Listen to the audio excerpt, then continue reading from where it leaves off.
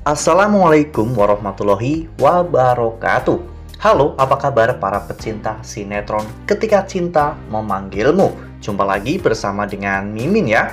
Seperti biasa, Mimin akan membagikan informasi-informasi terbaru mengenai alur dari cerita sinetron Ketika Cinta Memanggilmu, yang tentunya semakin hari akan semakin seru, semakin greget, dan membuat kita semua penasaran. Di video kali ini, Mimin akan menceritakan tentang sinopsis dari alur cerita sinetron Ketika Cinta Memanggilmu untuk episode nanti malam. Dimana di episode nanti malam, kita akan menyaksikan bagaimana nantinya Zora yang akan menyewa jasa detektif swasta untuk menyelidiki apakah Yuda itu adalah Galang, ya kawan-kawan. Nah, kira-kira apakah nantinya Zora akan berhasil menemukan bukti dan juga fakta-fakta bahwa Yuda itu adalah Galang? Tonton video ini sampai dengan selesai ya.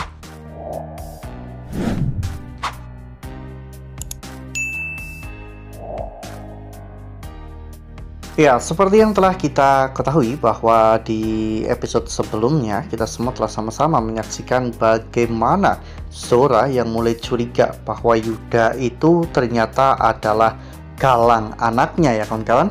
Namun karena Zora ingin mengendalikan Yuda dan bisa mengontrol Yuda, akhirnya Zora pun mengancam Yuda, ya kawan-kawan. Zora mengatakan bahwa dirinya mengetahui bahwa Yuda itu punya akses keluar masuk ke rumah Lian Bagaskara dengan sangat mudah. Itu berarti di antara Yuda dan juga Lian Bagaskara itu ada sesuatu. Namun gertakan Zora ternyata tidak membuat Yuda gentar, karena Yuda juga merasa bahwa dirinya memiliki rahasia besar dari Zora. Karena biar bagaimanapun Zora adalah ibu kandungnya, ya kawan-kawan.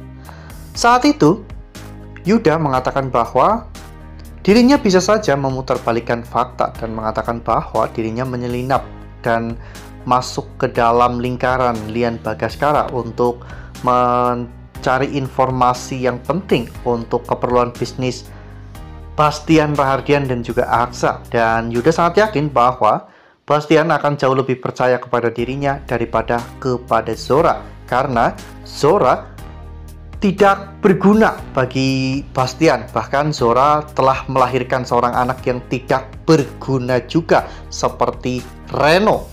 Oleh karena hal itu, Zora pun saat itu mengenali Yuda sebagai Galang, ya kawan-kawan. Namun Galang belum mau mengungkap identitasnya di hadapan ibunya, karena memang misi Galang untuk balas dendam kepada keluarga Bastian itu belum tercapai. Ya, Reno memang benar-benar tidak berguna sama sekali, ya kawan-kawan. Satu-satunya sifat Bastian yang diturunkan kepada Reno yaitu sifatnya yang suka main perempuan, ya kawan-kawan. Ya, di episode sebelumnya saja Reno berusaha untuk mendekati Maya, seorang tukang pijat panggilan, ya kawan-kawan, karena memang Maya itu cantik dan juga sangat terampil dalam memijat, sehingga Reno pun benar-benar penasaran ingin menaklukkan Maya. Bahkan Reno sampai membuat skenario agar Maya bisa merasa berhutang budi kepada Reno, ya kawan-kawan, sehingga akhirnya saat itu Reno pun menjadi pahlawan untuk Maya. Nah, sebelum lanjut di video kali ini, Mimin sarankan agar teman-teman menekan tombol subscribe dan juga nyalakan lonceng notifikasinya, agar teman-teman semua tidak ketinggalan informasi-informasi terbaru dari alur cerita sinetron Ketika Cinta Memanggilmu.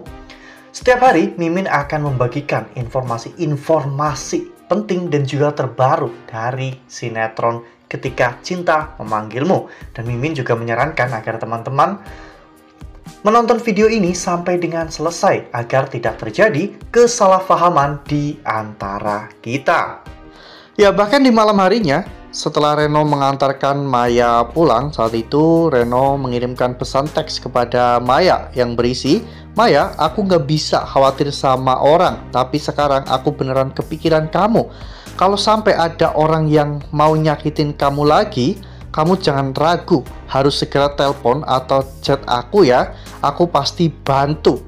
Maya yang membaca chat tersebut pun mengucapkan terima kasih kepada Reno atas perhatian yang Reno berikan. Namun Reno kembali menjawab, "Santai aja, Maya, aku ini laki-laki.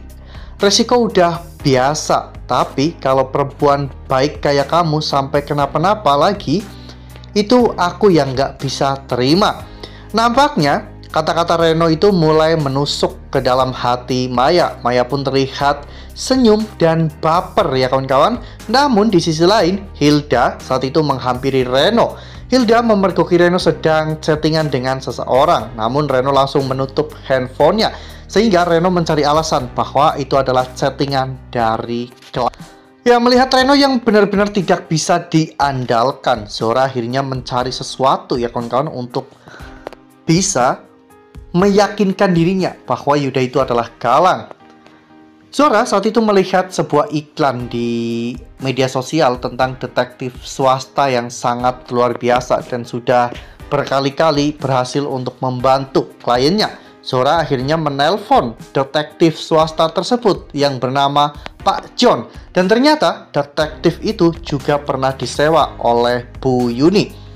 Saat itu, Zora meminta detektif tersebut untuk selalu mengikuti Yuda dan mencari informasi tentang Yuda sedetail mungkin. Karena Zora sangat yakin bahwa Yuda itu adalah Galang, anak kandungnya yang selama ini sedang Zora cari-cari. Wah, makin seru ya, makin greget dan makin membuat kita semua benar-benar penasaran. Kira-kira apakah nantinya Pak John akan menemukan bukti-bukti bahwa Yuda itu adalah Galang, anak kandung Bu Zora, atau justru malah sebaliknya, Pak John akan sangat kesulitan karena saat ini Galang memiliki identitas baru yaitu Arya Yuda, dan Galang juga berurusan dengan Lian Bagaskara, seorang mafia yang sangat kejam dan sangat terkenal, sehingga Pak John mungkin akan berpikir dua kali untuk menerima pekerjaan ini karena ini taruhannya dengan nyawa ya kawan-kawan. Nah, makin seru nih, makin greget dan makin membuat kita semua benar-benar penasaran. Nah, makanya nih jangan sampai ketinggalan untuk terus saksikan lanjutan dari sinetron Ketika Cinta Memanggilmu yang akan tayang setiap hari pukul 18.20 hanya di SCTV. Nah, Mimin rasa cukup sampai di sini. Mimin membagikan informasi-informasi terbaru mengenai dari alur cerita sinetron Ketika Cinta Memanggilmu. Terima kasih juga untuk teman-teman semua yang telah menonton video ini sampai dengan selesai ya. Ambil sisi positifnya dan juga tinggalkan sisi negatifnya. Karena cerita ini hanyalah fiktif belaka. Wassalamualaikum warahmatullahi wabarakatuh.